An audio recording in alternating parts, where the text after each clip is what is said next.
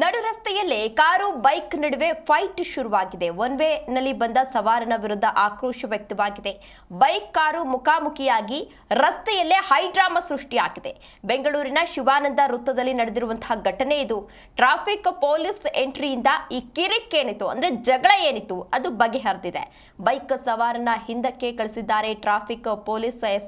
ದೃಶ್ಯಾವಳಿಗಳಲ್ಲಿ ನೀವು ಕೂಡ ಇದೀಗ ಗಮನಿಸ್ತಾ ಇರಬಹುದು. ಆ ಕಡೆಯಿಂದ ಕಾರ್ ಬರ್ತಾ ಇದೆ, ಈ ಕಡೆಯಿಂದ ಬೈಕ್ ಬರ್ತಾ ಇದೆ. ಇಂತಹ ಸಂದರ್ಭದಲ್ಲಿ ಇಬ್ಬರ ನಡುವೆಯೂ ಕೂಡ ಕಾರು ಹಾಗೂ ಬೈಕು ಎರಡೂ ಕೂಡ ಮುಖಾಮುಖಿ ಆಗಿರೋದ್ರಿಂದ ಇಬ್ಬರ ನಡುವೆ ಒಂದು ಜಗಳ ಶುರುವಾಗಿದೆ. ಅಂತಹ ಸಂದರ್ಭದಲ್ಲಿ ಟ್ರಾಫಿಕ್ ಪೊಲೀಸ್ ಸೇರಿದ್ರು, ಅವರು ಅಲ್ಲಿಗೆ ಆಗಮಿಸಿ ಅದನ್ನ ಸರಿ ಮಾಡಿದ್ದಾರೆ.